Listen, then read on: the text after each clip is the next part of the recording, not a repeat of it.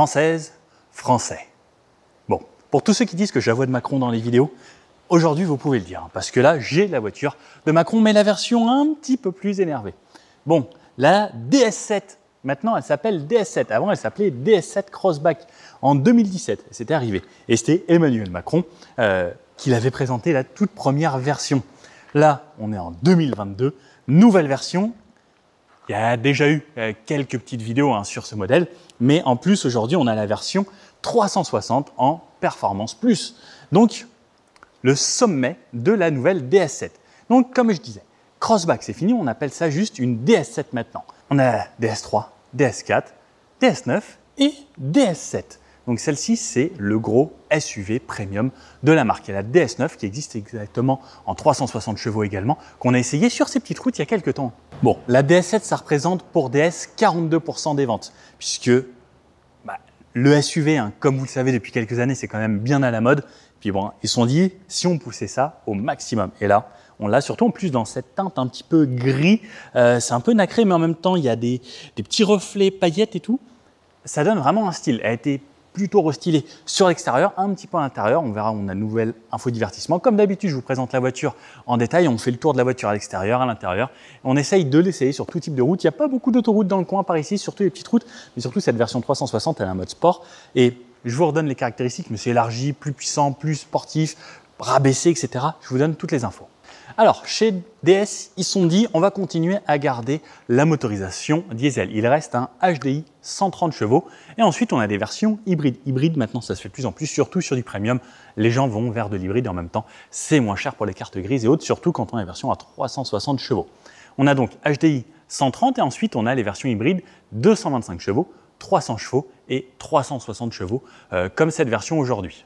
Sous le capot, ici, on aura le moteur thermique qui fera, lui, 200 chevaux, couplé à la boîte EAT8 qu'on connaît bien dans le groupe, tout comme ce moteur. Ensuite, on aura un moteur électrique couplé à la boîte de vitesse qui fera, lui, 110 chevaux. Et ensuite, on aura un moteur qui sera situé sur l'essieu arrière qui fera, lui, 113 chevaux, électrique comme celui de la boîte. Donc, ça cumule les 200 ici, plus les 110, plus les 113. Alors, on n'additionne pas tout avec de l'électrique et du thermique, mais ça nous donne un total de 360 chevaux. On a ça sur la 508 PSE, sur la DS9 Performance et maintenant sur la DS7 Performance. Au niveau des prix, on commence sur la e-Tense à 225 qui commence à 53 900 €. Ensuite, on a la e-Tense 4x4 puisque quand on a les 300 chevaux, c'est du 4 motrices, puisqu'il y a un moteur à l'arrière et un moteur à l'avant, qui, elle, commence à 60 000 €. Celle-ci, à partir de 68 700 €. Et on a la Blue HDI, l'entrée de gamme, qui commence à 44 700 €. Au niveau des finitions, on aura plusieurs choix. À chaque fois, ça nous fait penser à la France et à Paris. Donc, on aura la Bastille, la Rivoli, la Opéra et la Première. La Première qui sera, elle, la haut de gamme, plutôt côté luxe. Et ensuite, donc, on aura la Performance Line et la Performance Line Plus qu'on a aujourd'hui. Voilà, ici, on a deux versions. À gauche, on a la version 225, à gauche, on a la version 360. Donc, vu comme ça, eh ben, la différence n'est pas facile à faire. Mais si on se penche vraiment bien, on peut se dire que celui de droite est un tout petit peu plus bas, mais on reconnaîtra ça surtout aux jantes. Regardez, donc là on a des jantes en 19 d'un côté et des jantes en 21 de l'autre. Bon, là ça fait quand même une petite différence, mais surtout, également on le verra au niveau des freins. Là on a des freins de base qu'on retrouve sur des voitures traditionnelles avec des pneus en 52 haut et en 235. Alors que de ce côté-là, on retrouvera des gros freins sportifs avec des bols à vue et des freins 4 pistons avec des grandes jantes et des pneus taille très basse. La Performance Line Plus est avec cette version 360 chevaux. Qu'est-ce qu'elle offre? Comme je vous disais, la voiture est un petit peu particulière. On a une voiture qui est plus large qu'une DS7 normale. Les voies sont élargies de 24 mm à l'avant, donc on élargit l'avant pour avoir un meilleur train avant, plus de précision. On a des pneus en 245, 35, 21, puisqu'on a des jantes en 21 pouces avant-arrière. À l'arrière, on élargit de 10 mm. Alors, ce qui est très important, c'est avoir un avant très incisif. Et là, on le verra pendant la conduite sportive sur ces petites routes ici dans les montagnes. Ah, il fait beau en plus, bonne accroche, bonne température, tout est parfait, les conditions sont réunies exactement. À l'avant, on a des freins à disque ventilés comme on pourrait retrouver sur les voitures très sportives avec des freins 4 pistons plus les disques sur bol alu ventilés. Ça, c'est gage de performance. Les pneus, donc en même temps, hein, c'est du Michelin Pilot Sport 4S, ce qui se monte hein, sur des Ferrari, des Lamborghini. Moi, c'est ce que je recommande à tout le monde, même sur vraiment des Ferrari, Lamborghini, McLaren, c'est le top du top. Pour moi, j'ai jamais connu meilleur pneu. Michelin, si un jour vous voulez m'enfiler pour ma voiture, je suis 100% chaud parce qu'il n'y a rien de mieux pour moi actuellement. À part peut-être du Cup 2 R si on fait vraiment du circuit, mais ça, en pneu mix, c'est le meilleur parce que ça accroche sous la pluie et sur le sec, mais c'est phénoménal. Et ensuite, on trouve le châssis qui est abaissé à l'avant et à l'arrière de 15 mm pour asseoir un peu plus la voiture à un centre de gravité plus bas également. Au niveau des performances de cette version, 4 roues motrices, 300 chevaux, le 0 à 100 en 5 secondes 6, ce qui est vraiment pas dégueu, le 1000 m départ arrêté en 25 secondes 4, et en combiné, 57 km d'autonomie en 100% électrique, donc sur un cycle mixte, et on peut monter à 62 si on fait que de la ville. La version la plus basse, la 225 chevaux, elle fera un petit peu plus, je crois qu'on arrive quasiment jusqu'à 80-81 km en WLTP, hein, donc un petit peu plus parce qu'il n'y a qu'un seul moteur électrique. Donc là, comme on a un combiné, bon, il y a forcément un petit peu plus de puissance qui se perd. Au niveau des dimensions, sinon pour les versions, c'est 4,59 m, toujours 1,63 m de haut, les mêmes dimensions que l'ancienne version, mais donc celle-ci un petit peu plus large puisqu'on est sur la 360 chevaux. Spécificité sur les nouvelles DS7, on retrouve une batterie un petit peu de plus grande capacité qui fait 14,2 kWh maintenant. Donc, comme je vous disais, hein, au niveau des autonomies, on gagne un petit peu, c'est quasiment 10 km de plus qu'avant. Et avec les nouveaux moteurs et le nouveau système, le moteur électrique arrière fonctionne jusqu'à 190 km/h. Ensuite, ce sera que du thermique. Alors, on le voit sur l'avant, pas mal d'évolutions. Hein. À partir de là, tout ça a changé. Plus rien n'est comme avant. Nouveau feu ici. Alors ça, ce que j'adorais sur l'ancienne version, c'était les petits feux qui pivotaient en LED. Je trouvais ça extraordinaire. C'était waouh. Et puis l'animation, le fait que ça tournait, etc. C'était magnifique. Mais ils ont dû arrêter ça parce que maintenant on est passé sur du Matrix LED. On n'avait pas le Matrix LED à l'époque. On avait les feux automatiques, mais pas de Matrix LED comme c'était développé ici. On a jusqu'à 84 pixels. On a plusieurs lignes de pixels. Donc on a 84 LED ici à l'intérieur sur 3 niveaux. On a toujours 3 blocs optiques. Donc pour les feux, et les feux de jour ici.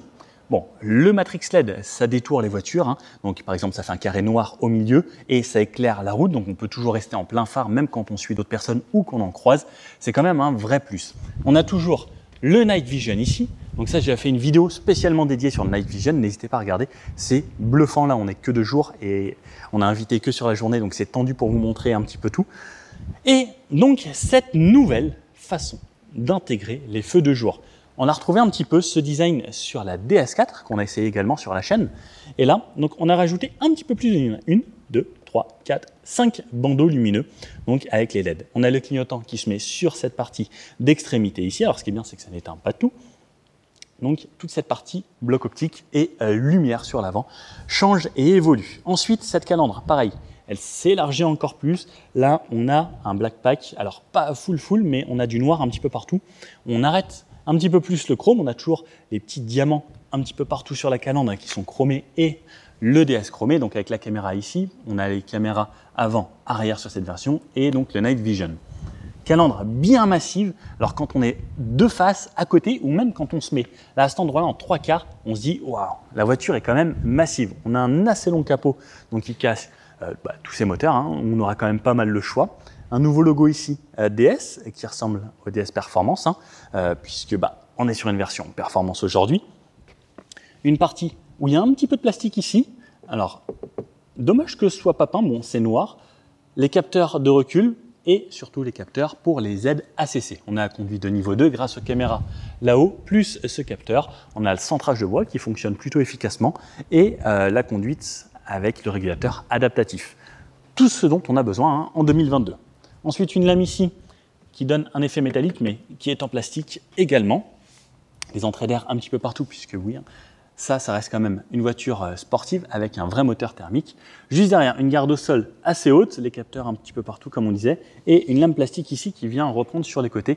On va voir, puisque ça reste quand même toujours typé un petit peu SUV.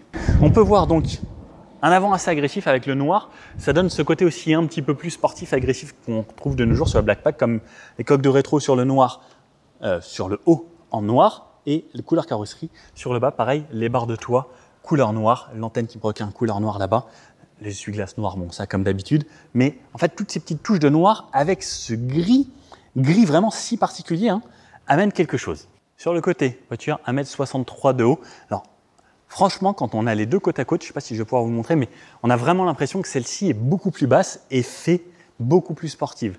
Les ailes donc écartées, 24 mm à l'avant, comme je vous disais. Donc on le ressent et c'est pareil, on voit les roues qui dépassent un petit peu par rapport à cette partie-là. On voit que c'est creusé. Ça aussi, ça participe à cette dimension de sportivité sur une voiture. Sur le côté, les poignées ici, petit frigo avec un petit peu de chrome sur le haut. De ce côté-là, on a la trappe de recharge puisqu'on peut recharger, hein, comme je vous disais. C'est des PHEV. On a 14,2 kWh. Moi, ce qui me marque énormément sur cette voiture, c'est les jantes en 21 pouces, surtout qu'elles sont très jolies. Finition grise comme ça, un petit peu anthracite, avec le diamantage là sur le côté. Et surtout, quand on regarde de plus près, c'est ces freins de sport. On a le logo DS en rouge ici et les gros freins 4 pistons sur l'avant et surtout ces disques avec les bols aluminium. Et en plus, ça refroidit beaucoup mieux, c'est plus joli. Ça coûte un petit peu plus cher à l'entretien, mais ça joue quand même à la performance. On peut le voir sur celle-ci, donc coque de rétro noir, entourage des vitres tout en noir, pas de chrome, les barres de toit en noir. Le Black Pack, ça amène quand même quelque chose de sympa. Et pareil, là sur le TS ici, du noir, je vous emmène sur l'arrière ensuite. Bon, ça reste toujours un SUV. Donc ils ont quand même voulu garder les arches de roue ici. Bon, alors là, c'est en plastique. Peut-être, petite suggestion DS, si vous voulez les peindre, ça amènera un côté encore un petit peu plus premium. Parce que sur les voitures très haut de gamme, souvent, c'est peint ici. Alors, je ne dis pas que ça rend pas bien.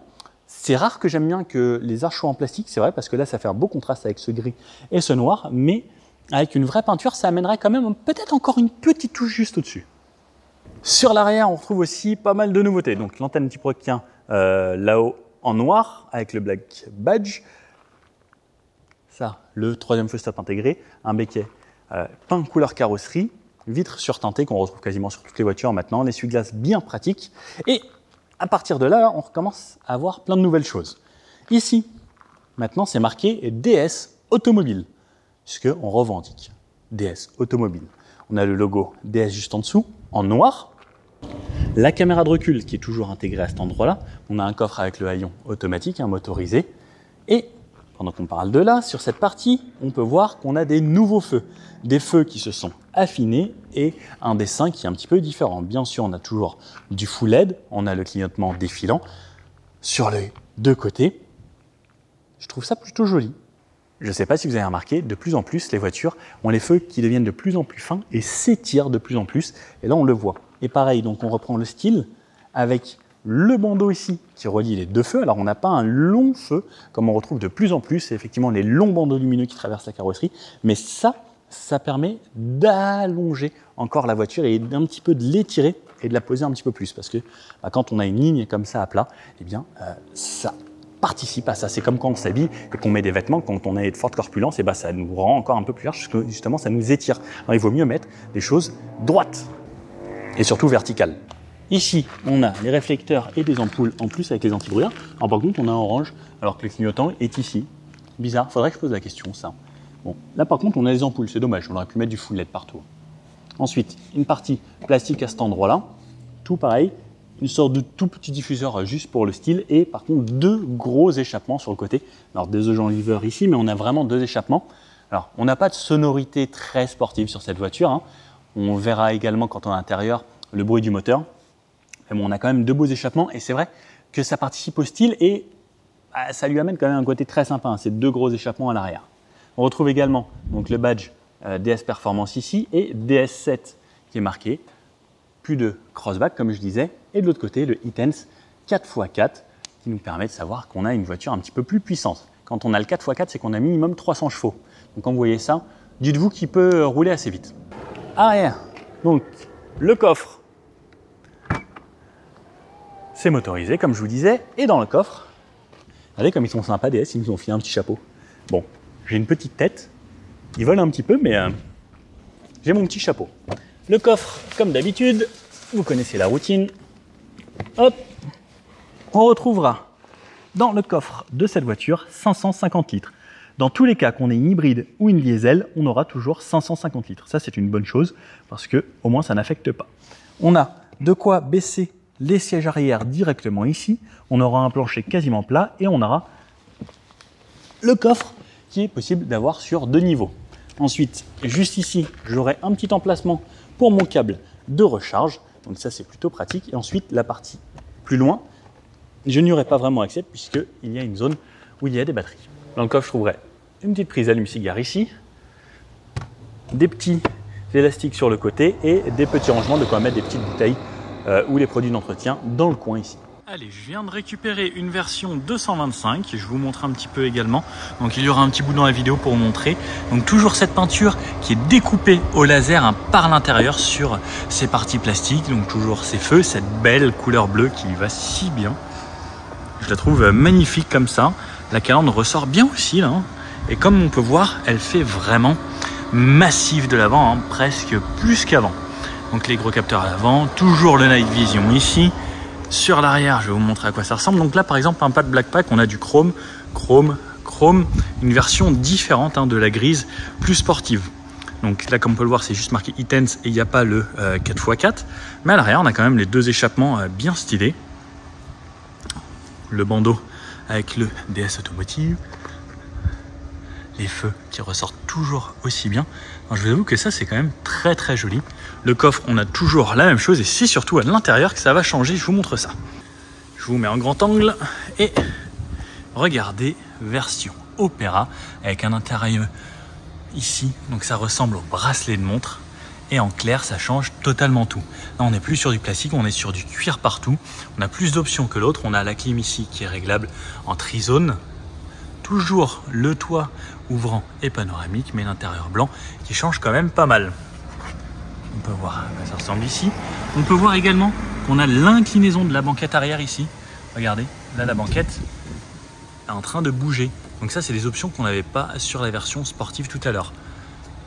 On a quand même pas mal d'options sur ces voitures. Je sais pas, non, on n'a pas les sièges ventilés à l'arrière ici. Et à l'avant, donc on a une finition différente. Regardez, là on est vraiment sur quelque chose de plus classe, donc toujours plastique moussé ici, mais là cette partie cuir avec cette partie là qui est toute nouvelle également, où c'est des plaques métalliques qui viennent appuyer pour faire ce design très spécifique. Donc on le retrouve ici et ici également, donc pareil. Donc ça, ils nous ont dit hein, que ça a été des mois de recherche, de tentatives pour arriver à ça. L'automobile, bon, ils font quand même beaucoup de recherche en automobile pour arriver à faire juste des traits, mais bon, il y a des gens qui bossent pour ça. Et les bracelets de montre que je trouve vraiment super. Le toit ici, l'intérieur pareil, donc du cuir partout. C'est parti ici, très joli hein, avec les reflets que ça apporte à cet endroit-là. Toujours la BRM ici et voilà à quoi ça ressemble avec un volant différent du Performance. Donc on n'a pas le cuir perforé ici et on a des surpiqûres couleur teinte de l'intérieur. Mais sinon ça ressemble aussi pas mal. On a les caméras, donc toujours un pas de 360 non plus. Ça, c'est peut-être un petit peu dommage, mais cette fois-ci, j'ai les sièges ventilés et massants. Donc, beaucoup mieux, je trouve. Si vous voulez du confort, il vaudra mieux prendre ces versions-là, façon Opéra, mais on peut quand même prendre les façons Opéra sur les 360. Alors, à l'arrière de cette voiture, donc là, j'ai rabattu l'arrière, bon, donc comme on peut voir, hein, c'est un plancher qui n'est pas vraiment plat puisqu'on ne peut pas baisser tout le bas. On a les fixations top taser sur les 2 sièges d'extrémité ici, la trappe à ski. Allez, je relève. J'oublie pas de remettre la ceinture sur le côté. Et voilà. Alors, pour rentrer, l'ouverture est assez grande, je me baisse quand même un petit peu. Je vais rentrer dans cette voiture. Alors les sièges ont l'air très confort, spacieux. Ce que j'aime bien, c'est qu'ils m'emmènent en arrière. Le fait qu'ils m'emmènent en arrière, bah, c'est quand même plus confort, je trouve. J'avais un feeling que vous étiez trop par là. Donc, le fait que ça m'emmène en arrière, ça fait que je suis bien dans mon siège. Je remonte un petit peu mon appui-tête, je viens fermer ma porte. Alors, ma portière, on a du moussé sur le haut, de l'alcantara surpiqué un petit peu partout, du cuir, une belle finition et juste du plastique dur sur le bas avec des enceintes focales dans les portières. Alors, par contre, le siège, je vous avoue que j'aime bien parce que voilà, il m'emmène en arrière, la banquette est inclinée comme il faut. Alors je suis un tout petit peu en montée, mais ouais, c'est agréable. Au niveau de la tête, je touche toujours pas. Le grand toit ici qui est ouvrant sur l'avant et panoramique, quasiment panoramique. Alors dommage que ce soit pas encore plus grand, ça aurait participé à du luxe suprême, mais au moins il s'ouvre. Je vous avoue que je préfère qu'il s'ouvre. Et là, je vous avoue qu'avec ce soleil, c'est déjà très très lumineux et c'est ultra agréable. Petite chose que j'aime bien, les appuis-têtes sont pas énormes et les sièges sont bien écartés, donc j'ai une bonne visibilité sur l'avant. Ça me permet d'avoir vraiment de la lumière et j'aime beaucoup. Les fenêtres arrière sont assez grandes. Est-ce qu'elles s'ouvrent jusqu'en bas? Non, elles ne s'ouvrent pas jusqu'en bas. J'ai quand même de quoi mettre mon coude ici, ça c'est pas mal. Je referme. On est bien installé. On a un petit maintien latéral puisque en plus on a de l'Alcantara, plus des tout petits bourrelets ici sur le côté. On est bien. Et par contre, très très bonne chose, c'est qu'on a un plancher totalement plat. Ça participe vraiment au quotidien, au confort d'une voiture. Le fait qu'il n'y ait pas de tunnel central et surtout pour la troisième personne qui s'asseyera juste ici. On a un petit endroit creusé pour mettre son doigt. Bien vu parce qu'il n'y a pas de languette. La coudoir ici, ouais, on est bien. Hein. Même à l'arrière, on est bien. Vous faites VTC ou chauffeur. Je pense que c'est une bonne voiture pour la personne qui ira derrière. Surtout si elle est de ce côté que vous avancez bien le siège, elle aura énormément d'espace. Par contre, quand le siège est tout en bas, j'ai pas de place en dessous du siège pour mettre mes pieds. Mais sinon, là le siège est réglé pour moi, je suis à 1m80. Et mes genoux vont pas du tout toucher. Le siège est un peu creusé. Et en vrai, j'ai largement de la place. La trappe à ski, comme je vous disais, qu'on peut ouvrir pour accéder à l'intérieur du coffre. Je devrais être magicien et sortir des lapins un jour. Imaginez si je vous fais ça dans une vidéo. Ici. Et c'est que c'est confortable cette troisième place en plus. La tête, alors je suis un tout petit peu plus haut, donc j'ai le haut des cheveux qui vient toucher un petit peu cette partie là sur le plafond. Bon, après je suis à 1m80, tout le monde n'est pas aussi grand forcément, et c'est en me mettant bien droit. Si je me mets un petit peu plus cool, je ne touche pas et j'ai de la place. Par contre c'est très confort, mais petit reproche pour moi, pourtant je ne suis pas très très large du popotin, c'est que mes fesses viennent toucher un petit peu les ceintures ici. On va s'y faire, mais voilà. Sur des boucles, ça aurait été un petit peu plus sympa. J'ai de la place pour les pieds. Ah, 44, il passe presque. Il manque pas grand chose. Je les mets un petit peu de biais, ça passe. Mais en tout cas, pas de tunnel central, très agréable. Une climatisation ici. Alors là, j'ai pas de réglage aujourd'hui. J'ai 2 ports USB type A en bas. Un endroit pour mettre mes téléphones ou un petit vide-poche. Des filets dans les sièges arrière. Des parties plastiques ici, si vous mettez des enfants, c'est plus facile à nettoyer. Et ça dure sûrement un petit peu plus dans le temps que du cuir si les gens le frottent. Les ceintures sur le côté. La troisième boucle de ceinture directement ici sur la banquette. Ça, c'est une bonne chose. J'ai des LED qui sont au plafond là-haut. Et puis, on est pas mal, hein. Franchement, pour en arrière, c'est plutôt bien. Allez, je vous emmène maintenant avec moi découvrir l'intérieur de cette voiture directement, point de vue conducteur. Donc la porte, c'est comme à l'arrière, plastique moussé sur le haut, agréable, l'Alcantara. Ensuite, on retrouve l'essuie piqûre ici, aux couleurs DS Performance. Petit guillochage ici dans la poignée, donc c'est joli, hein, ça fait des reflets. C'est tous ces petits détails qui participent au premium d'une voiture. La poignée. On va avoir de l'éclairage ici de nuit, alors je ne peux pas vous montrer parce que pas d'essai de nuit. Partie cuir ici, et ensuite du plastique dur sur le bas, où on a pas mal d'espace. Je pense qu'une bouteille 1,5 litre rentrera ici. Le seuil de porte, un DS ici. Les sièges, on a les sièges électriques avec mémoire sur 2 positions. Regardez à quoi ils ressemblent, ils sont quand même très jolis. Et pareil, donc pendant qu'on est sur ces sièges, on peut voir ici un nouveau Alcantara. Donc nouveau ou nouvelle Alcantara, je ne sais pas qu'est-ce qu'on peut dire, mais c'est un noir plus profond qu'avant. Avant, il était plus gris. Et là, le fait qu'il soit plus noir, ça participe aussi à ce côté plus sportif. On peut voir que c'est rembourré des 2 côtés. On a des petits surpiqûres très sympas. Et on pourra trouver maintenant un intérieur bracelet de montre plus clair sur les nouvelles DS. Allez, je monte à l'intérieur. Je me recule pour pouvoir vous donner un point de vue plus agréable. Alors, je démarre la voiture. Elle était déjà quasiment démarrée. Je me recule à fond, comme ça vous allez pouvoir voir vraiment le point de vue conducteur juste ici. Eh bien, dis donc, je pourrais faire au moins jusqu'à 2,50 m dans cette voiture. Je touche même plus les pédales. Donc, point de vue conducteur, ça donne ça. Des grands rétros ici. Alors, dommage, je ne sois pas bombé sur le côté. Ça, c'est quelque chose que j'aime bien. Le volant en cuir, très joli. Le méplat sur le bas. Perforé à cet endroit-là. Donc, tout le volant est perforé sur la partie où on la maintient. Et du cuir lisse là-haut avec, pareil, toujours ces petites surpiqûres aux couleurs DS Performance. Comme on connaît dans le groupe, le volume ici, la liste et la source sur la droite. On peut changer des infos à cet endroit-là. Et on peut ici changer les menus d'écran là-bas. Hop, donc les écrans, je vous montre. On connaît un petit peu, si vous avez vu la vidéo sur la DS4, c'est un peu la même chose. On a toujours énergie qu'on peut avoir, donc le compteur d'énergie. Donc il va me dire, voilà, il me reste tant de batterie, quel moteur fonctionne à quel moment. J'ai toujours la vitesse. Quelques infos sur les côtés. Minimal, ça c'est vraiment le strict minimum qui vous donne votre vitesse. Et le rapport engagé. Comme vous pouvez voir sur les côtés, il n'y a plus rien. C'est très sombre, c'est minimaliste. Personnel, c'est compteur que je peux personnaliser. Je peux personnaliser ce côté-là et ce côté-là également. Donc là, le pourcentage restant de batterie et les aides à la conduite, par exemple, qui ont été activées ici. Ensuite, je vais avoir la navigation. Donc je peux avoir mon écran GPS à cet endroit-là. Donc il va me guider.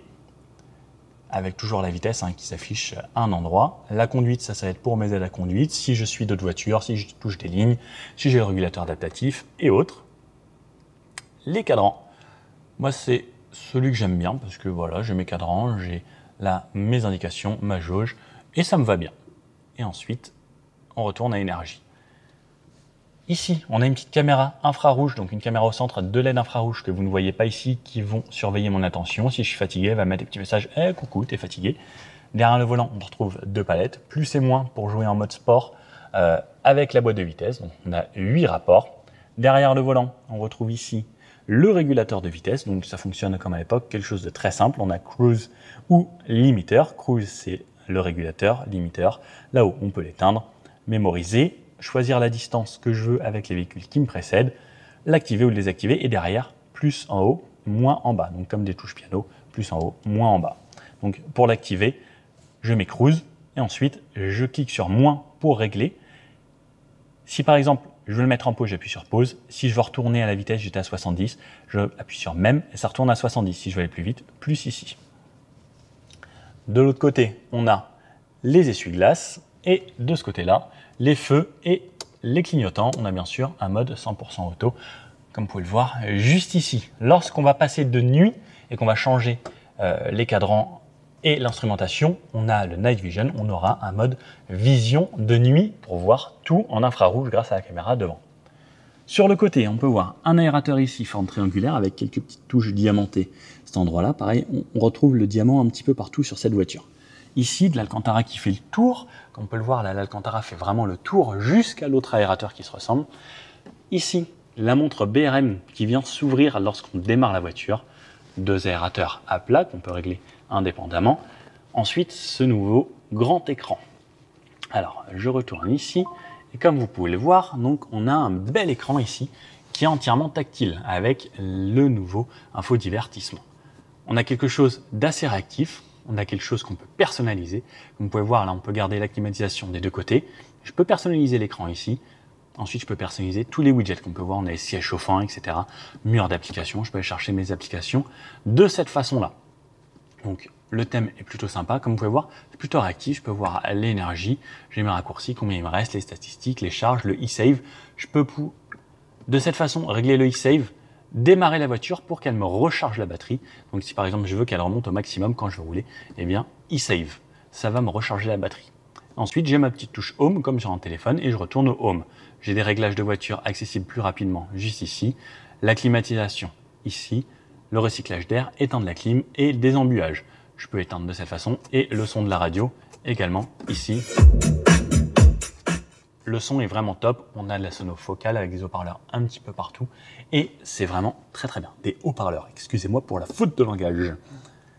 Un petit peu plus bas, ici on retrouve à l'intérieur un vide-poche avec de l'USB-C des deux côtés, une prise 12 volts à cet endroit-là et le chargeur par induction pour votre téléphone. Un petit rangement pour les pièces, le frein de parking juste ici, les drive modes qu'on va pouvoir sélectionner à cet endroit-là. Donc on va avoir de électrique, confort, hybride, sport ou 4 roues motrices. Chaque mode sera un petit peu différent, on verra pendant la conduite. Ensuite, le sélecteur de vitesse ici, donc comme on connaît bien, je tire vers moi, drive, je pousse vers l'avant, caméra de recul, comme on peut le voir, là il y a mon trépied, et caméra avant. On n'a pas les caméras 360 aujourd'hui, alors j'espère que c'est possible, sinon ce serait vraiment dommage. La touche parking de cette façon. Lorsque je conduis et que je tire vers moi une deuxième fois, je vais avoir le mode B, donc le mode break, qui va me permettre de récupérer de l'énergie. Donc c'est activé ici à chaque fois. Les fenêtres qui sont ici, si vous cherchez sur les portes, ne les cherchez pas. Fenêtre avant, arrière, et donc de chaque côté, ici, le verrouillage des fenêtres arrière et le verrouillage de la voiture. L'Alcantara ici, franchement, ça par contre, c'est une très très belle touche, tout comme on l'a ici. Alors, comme vous pouvez voir, on l'a sur le côté à cet endroit-là. Ça permet de ne pas se faire mal aux genoux. Ici, je vous montre le pédalier ici en aluminium, pédalier sport, toujours plus sympa. Je ne vous ai pas montré sur le côté, on a la petite partie vide-poche. Ça, c'est pour activer la conduite de niveau 2, donc le centrage de voie. Le réglage des rétroviseurs, alors je vous avoue, il est assez bien caché. C'est pas très intuitif de l'avoir là, mais au moins, il n'est pas sur la porte ou autre. Donc, comme vous pouvez voir, on a une porte très très simple. On appuie 2 fois ici, ça ouvre le coffre. Ça, c'est pour programmer la climatisation, dégivrer le pare-brise et la trappe à essence qu'on ouvre ici. Le volant est réglable en hauteur et en profondeur, comme d'habitude. Petit endroit ici pour mettre son téléphone debout à cet endroit pour pas qu'il bouge, c'est très très bien, c'est bien fait. Double porte-gobelet. Et ce que j'aime beaucoup sur ces voitures, c'est ce bac très profond. Comme vous pouvez voir, hein, je rentre vraiment quasiment tout mon bras. Et en plus, il est illuminé à l'intérieur. On le voit là. Hop, je referme, je vous remontre un petit peu les sièges à l'arrière vus d'ici, et surtout ce grand toit panoramique qui fait vraiment plaisir. Sur la partie haute, on retrouve en losange DS, ça c'est votre assistance. Là vous avez le SOS et l'alarme anti-soulèvement, ouvrir le toit ouvrant et le rideau pour refermer. Petite LED ici pour l'éclairage que vous voulez, ou la LED principale qui va tout éclairer sur les 3. Le rétroviseur sans bord, très sympa, électrochrome qui se teinte automatiquement la nuit bien sûr. Bon, voilà, et la boîte à gants, j'oublie des fois la boîte à gants. Boîte à gants, comme vous pouvez le voir ici, assez profonde. Ça, c'est agréable. Là, on a la fiche technique de notre voiture. Donc, si vous voulez vous refaire une petite idée, je vous le mets là. Vous faites un imprimé écran. Vous voyez tout. Et ça, c'est en anglais. If you speak English. Bon, voilà pour l'intérieur de cette voiture.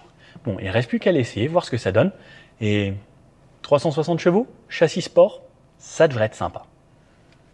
Puis là, de ce côté-là, on a un petit atelier de texture et autres. Donc ça, c'est tous les badges chromés. Et là, c'est les badges black. On peut voir que celui sur l'avant est plutôt mat, celui sur l'arrière sont plutôt brillants. Là, on a les fils qu'on retrouve dans les Performance Line, les petits badges performance. Et là, on a le DS de base. On peut voir qu'ils arrivent à travailler dans le cuir, donc les textures.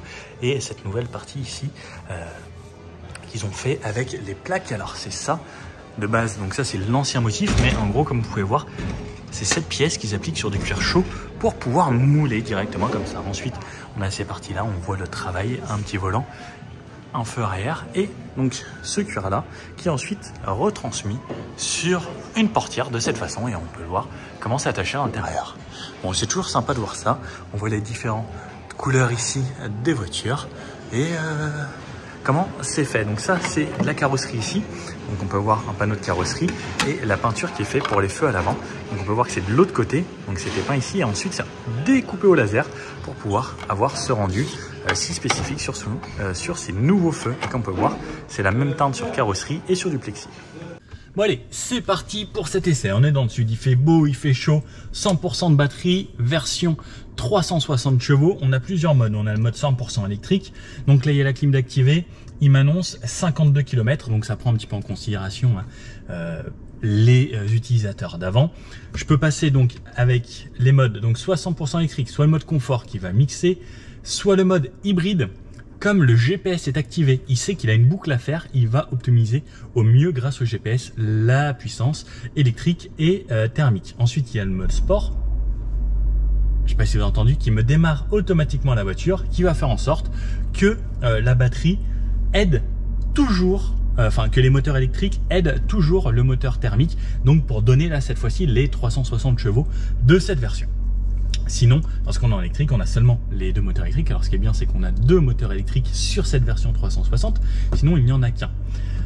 Et ensuite, on a un mode 4 roues motrices, donc qui ne sera pas forcément en mode sport, mais qui fera en sorte que toujours l'arrière et l'avant fonctionnent ensemble pour avoir une vraie 4 roues motrices, qui peut être pratique à la neige, au ski ou l'hiver dans des conditions d'adhérence un petit peu plus réduites.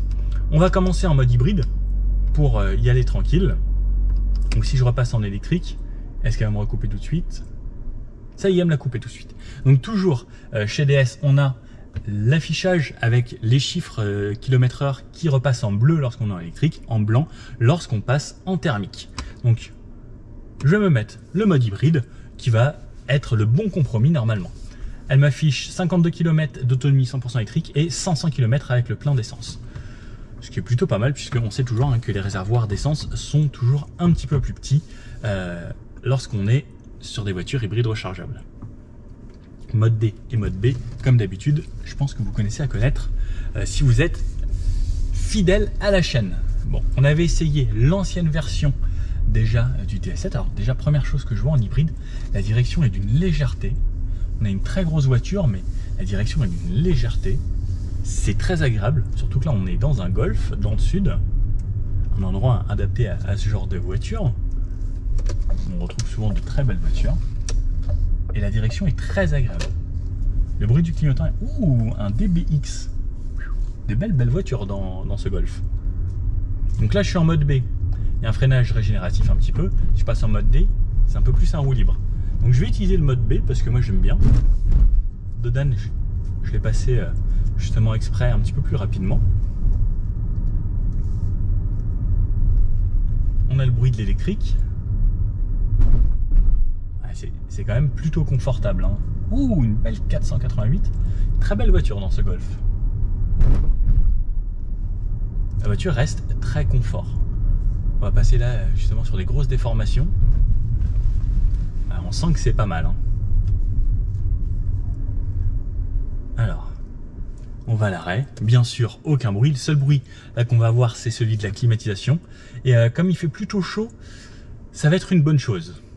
À l'intérieur, comme je disais, nouvelle Alcantara ici noire qui est plus foncée, qui est jolie, hein, qui donne quand même une touche vraiment encore un petit peu plus premium, mais encore un petit peu plus sportive sur cette voiture. C'est agréable, je suis bien maintenu dans ces sièges et ça va être une bonne chose d'être bien maintenu puisque c'est une version 360 et on va aller se faire des petites routes où, vous me connaissez, on va envoyer un petit peu. En tout cas, là, pour le début, en 100% électrique, c'est très agréable. On sent qu'on a une bonne insonorisation par rapport à l'extérieur. Alors, les fenêtres ici, c'est la chez DS et l'impression de sentir, mais ouais, on a bien un double vitrage sur cette version. En tout cas, vraiment fort agréable.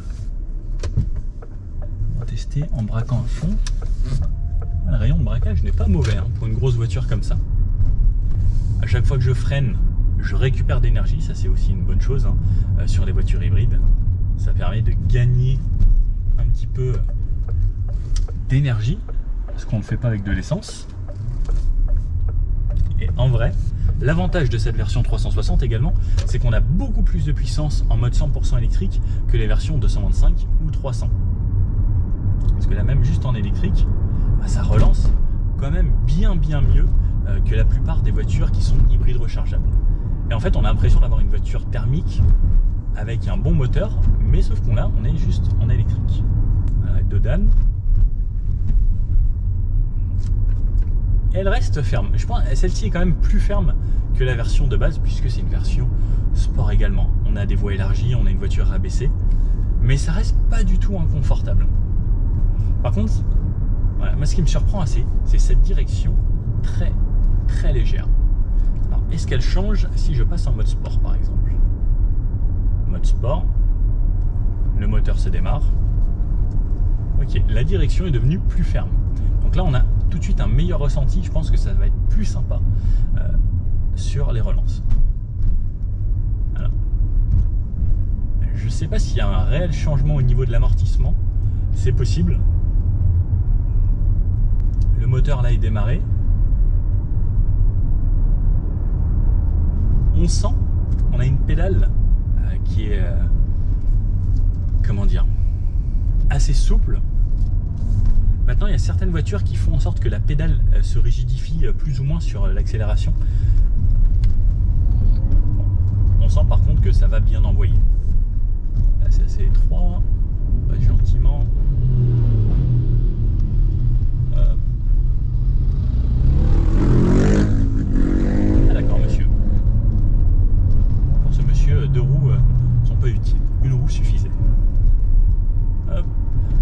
on sent qu'on a vraiment de très très bonnes relances en mode sport. Et encore, je suis pas allé à fond. On essayera bien sûr tout à l'heure un 0 à 100, vous me connaissez, on teste forcément. Bon, en tout cas, c'est très agréable. On entend légèrement des bruits de roulement. Alors on a des pneus beaucoup plus sportifs, des jantes beaucoup plus grandes. Et pour des jantes de cette taille-là, avec des pneus Pilot Sport 4S, je trouve que c'est quand même très bien insonorisé. On a également toutes nos aides à la conduite qu'on va pouvoir activer grâce à la petite touche derrière. Donc ils ont toujours gardé ça comme les anciennes fonctions. C'est pas du tout au volant. Au volant, on a juste le volume et la radio et changer d'écran. Donc là, par exemple, je me suis mis mon régulateur adaptatif à 50 parce que c'est 50 ici. Bah, c'est pas mal. La radio, on a du Focal, ça marche très très bien. Focal, c'est du son français, c'est du premium. C'est très agréable. Je vous mets pas de musique pour les droits d'auteur, mais croyez-moi, Focal, vous serez pas déçus. Bon, je sais pas si vous le voyez là, mais on est à Cannes, bord de mer, ça fait plaisir, j'adore ce lieu. Alors là, on est samedi pourtant. Il n'y a pas tant de monde que ça fait plaisir. Bon, on n'est plus en période plein été, on est mi-septembre. Qu'est-ce que c'est beau. Je vous envie, vous les gens qui vivez dans le sud. Vous avez une vie bien différente de la région parisienne. Nous, la Seine, c'est pas aussi sexy. Bon, là, je roule toujours en 100% électrique depuis tout à l'heure. C'est agréable. Franchement, rien à redire. Et surtout, écoutez, quand les voitures passent aux alentours, on n'entend absolument rien en ville.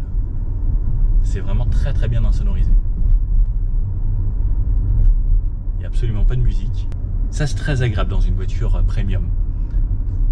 Le fait qu'on puisse être au calme, c'est une très bonne chose. Et pareil, dans une voiture premium, on veut, même quand on est à plus haute vitesse, pouvoir parler avec la personne qui est à côté de nous sans devoir parler trop fort. Et ça, c'est tout ça qui fait aussi que c'est du premium. Mais après voilà, avoir de l'Alcantara ici, du moussé un petit peu partout, du beau plastique, quelque chose de joli, ça change. Belle, très belle RS6. J'adore ce coin aussi parce que quand on aime les belles voitures, il y a beaucoup de belles voitures. Alors ici, petite route pavée. Alors on sent quelques légères petites vibrations. Mais dans la voiture, ça reste toujours confortable. Ça c'est pareil. C'est dû aussi à nos pneus super fins taille basse parce qu'on a des pneus très sportifs. Mais la voiture n'en reste pas du tout inconfortable. Alors ça y est, on sort de la ville. Petite route ici à 70-80. Je suis en mode confort. On a un goudron, les vieux gris, vous savez là, ceux qui font pas mal de bruit. Et ben, c'est bien insonorisé dans la voiture. Je peux même peut-être repasser en mode hybride. Hybride qui va peut-être gérer un petit peu mieux et peut-être rouler un peu plus en électrique. Et là par exemple je suis en thermique. Donc on a le moteur de 200 chevaux à l'avant. On a beaucoup de vélos aujourd'hui. Allez, ça accélère. Alors ce qui est bien c'est que le bruit du moteur n'est pas trop présent. Alors ça va être dur de mettre le régulateur ici parce que bon, c'est des petits trucs très sympas. On garde du rythme. Alors première chose qu'on peut noter c'est que le châssis est bluffant. Oh. Et là je suis en mode hybride, je suis même pas en mode sport. La direction est très légère.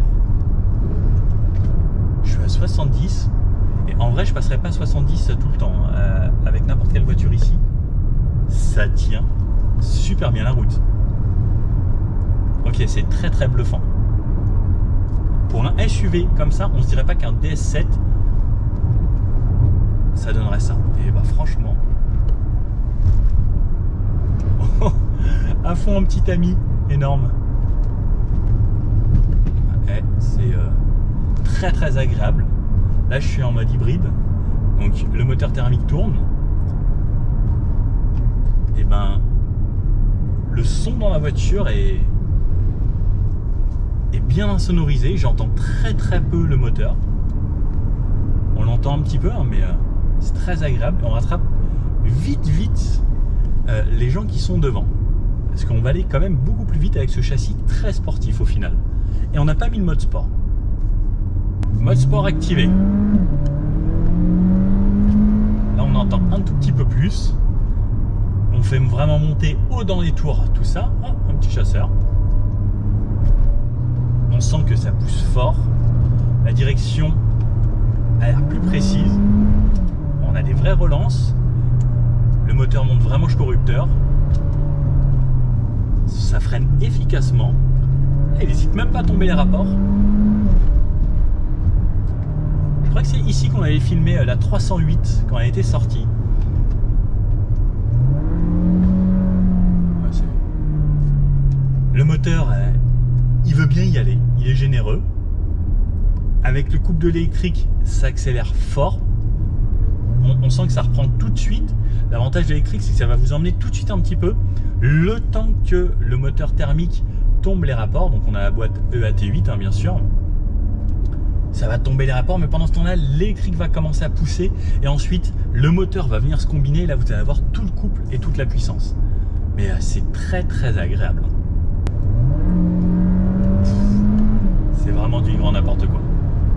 Voilà, on ralentit, on arrive en village. Un DS7 si sportif.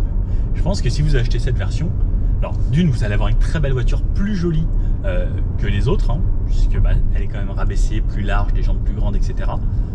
Mais surtout, je pense que vous allez bluffer les gens par l'accélération, parce que ça envoie quand même. Hein. Allez, c'est reparti, sortie de village.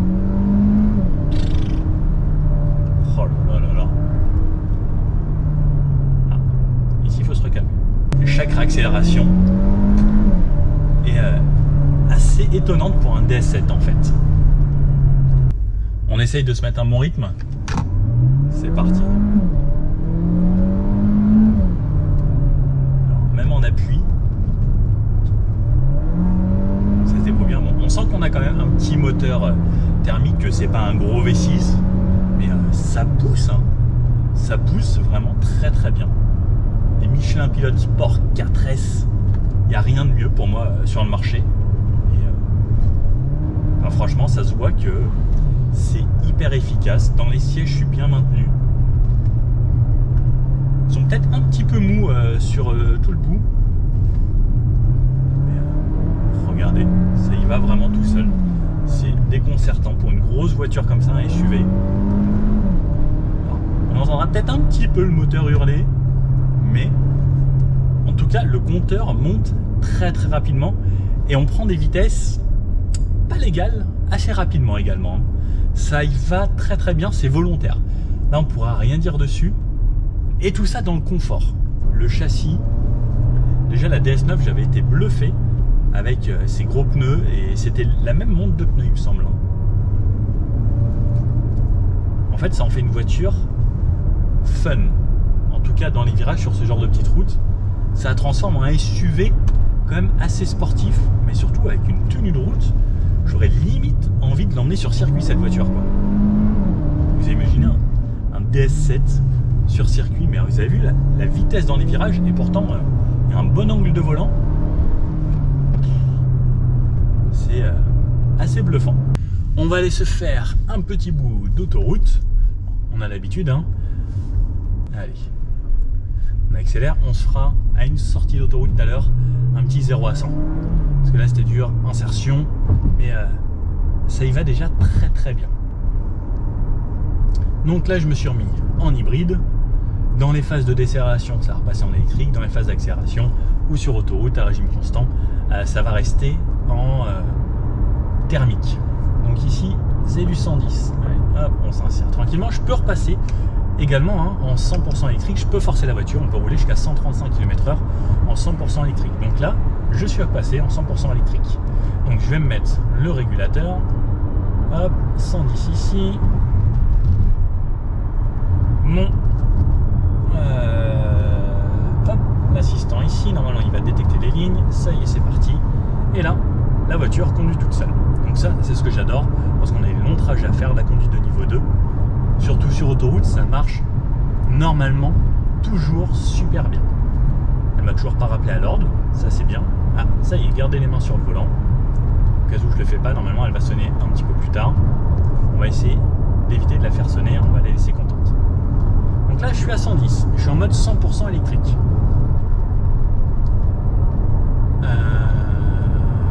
Ok. Petite 2 chevaux, c'est mignon. Le clignotant est très discret lorsqu'on est sur autoroute, c'est agréable. On entend un petit peu de bruit de roulement.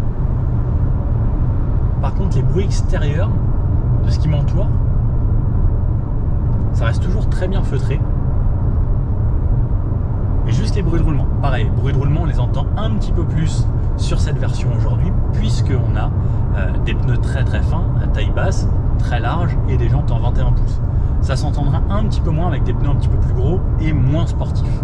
Parce que là c'est pareil, on a besoin de bon grip, donc du grip, ça veut dire que ça colle un petit peu à la route.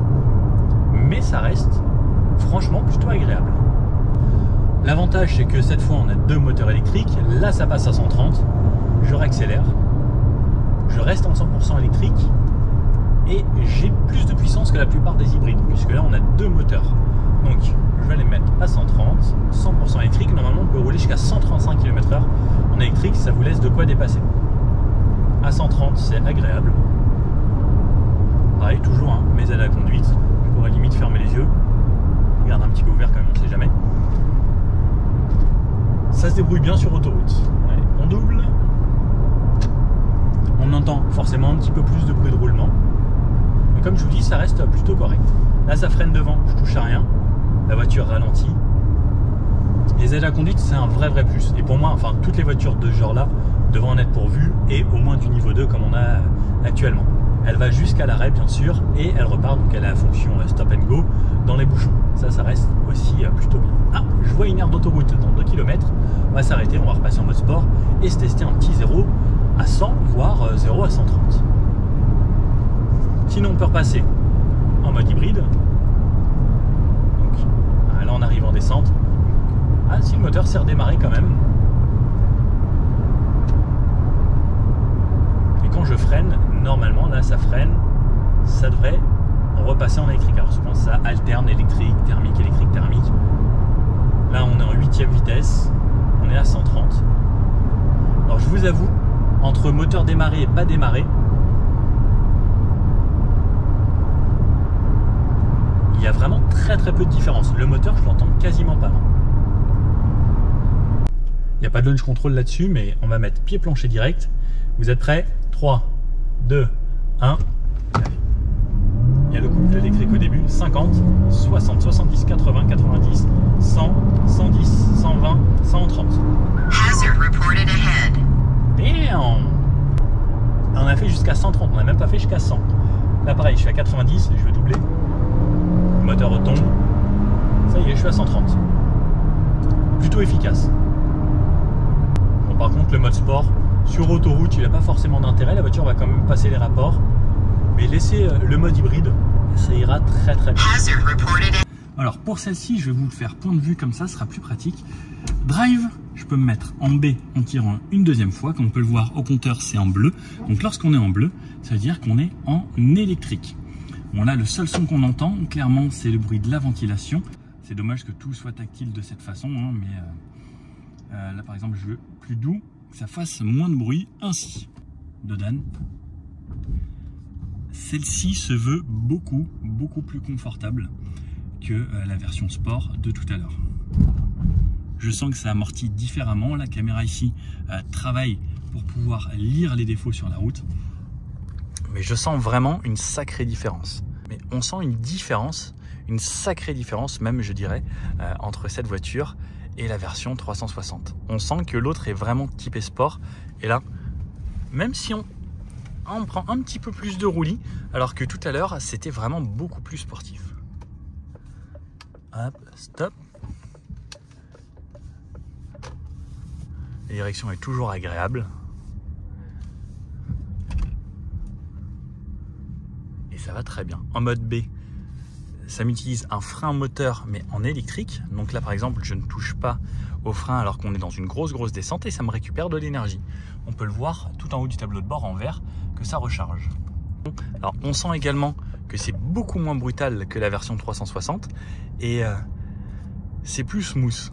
On sent l'accélérateur aussi que c'est beaucoup plus smooth. Donc là, je suis en mode 100% électrique et ça met un petit peu de temps à arriver. On sent qu'on a quand même de la puissance en électrique, mais c'est bien différent de la version 360. Après, celle-ci se veut plus agréable et on a également aussi une meilleure autonomie en 100% électrique. Alors c'est assez marrant parce que dans le rétro, il y a un ancien modèle qui est très joli aussi, mais c'est vrai que ça fait une sacrée différence avec ces feux-là. Bon, aujourd'hui on était sur des essais assez short, pas facile aller-retour à Nice dans la journée.